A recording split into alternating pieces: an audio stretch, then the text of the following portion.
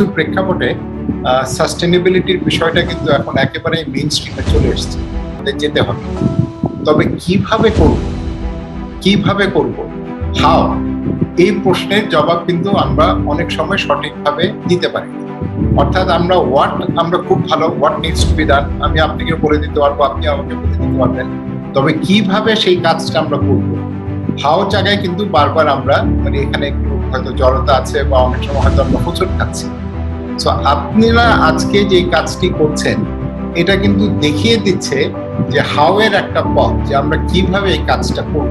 আরেকটা আমার মনে হয় মাত্রা যেটা আমরা এখানে সংযোগ করতে পারি সেটা হচ্ছে আমরা যদি আইটির বিষয়টাকেও যদি এই জায়গায় নিয়ে আসি, গ্রিন আইটি, বিকজ আইটিতে কিন্তু আমরা অনেক এগিয়ে গেছি, আমরা ডিজিটাল বাংলাদেশের কথা বলি, সেখানেও কিন্তু আমি মনে করি আমরা অনেক এগিয়ে যেতে পারি।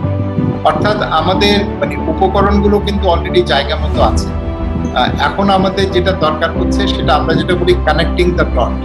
অর্থাৎ আমি যদি একটা ব্ল্যাকবোর্ডে যদি আমার অনেক ছোট ছোট চিহ্ন থাকে বা ডট থাকে, এগুলিকে আমি কিভাবে এক জায়গায় করবো। সো আপনারা হলেন গ্রিন ট্যাকের এই উদ্যোগটা আমি মনে করি সেই প্রক্রিয়াটাকে ফেসিলিটেট করছে, ত্বরান্বিত করছে। আপনারা এখানে একটা ক্যাটালিস্ট হিসাবে কাজ করছে এবং আমি আমার পক্ষ থেকে এবং আমাদের যে স্ট্যান্ডিং কমিটি আছে সেই স্ট্যান্ডিং কমিটির পক্ষ থেকে আপনাদেরকে আমরাও সব ধরনের সহযোগিতা দিব। আমার মনে হয় it is an excellent venture, এটাকে আমরা পুরোপুরি সমর্থন করি। আমি জানি যে বাংলাদেশ নিয়ে আমরা অনেক গর্ব করি, অনেক ক্ষেত্রে কিন্তু আমরা আমাদের নেতৃত্বের কথা বলি।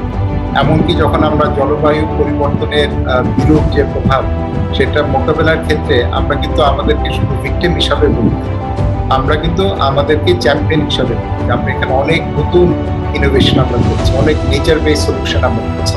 শহরের যে বিষয়গুলোর দিকে তাকাই, আমি মাঝে মাঝে আমার নির্বাচনী এলাকায় স্কুলগুলোর যে সায়েন্স ক্লাব আছে তাদের যখন প্রতিযোগিতা হয়, বর্জ্য ব্যবস্থাপনা নিয়ে তারা চিন্তা করছে, আর বিদ্যুৎ নিয়ে চিন্তা করছে, নিরাপত্তা নিয়ে চিন্তা করছে, তাদের তো চিন্তা অনেক প্রসারিত।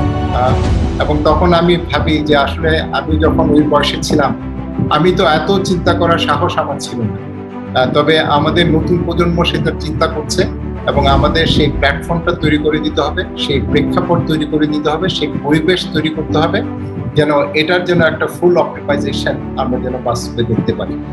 আপনাদেরকে অভিনন্দন জানাই। আজকে যারা এসছেন তারা সত্যিকার অর্থে আজকে বাংলাদেশ যেখানে আছে আমাদের সেই সবুজ আন্দোলনে, সেখানে কিন্তু তারা অনেক অগ্রণী ভূমিকা পালন করেছে।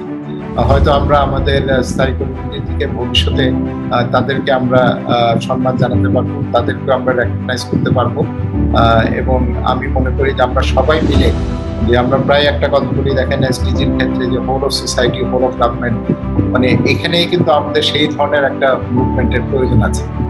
এই সবুজকে আলিঙ্গন করে, সবুজকে গ্রহণ করে এবং সবুজকে আমাদের সমস্ত চিন্তা, আমাদের পরিকল্পনার মূল ধারার সাথে সম্পৃক্ত করে।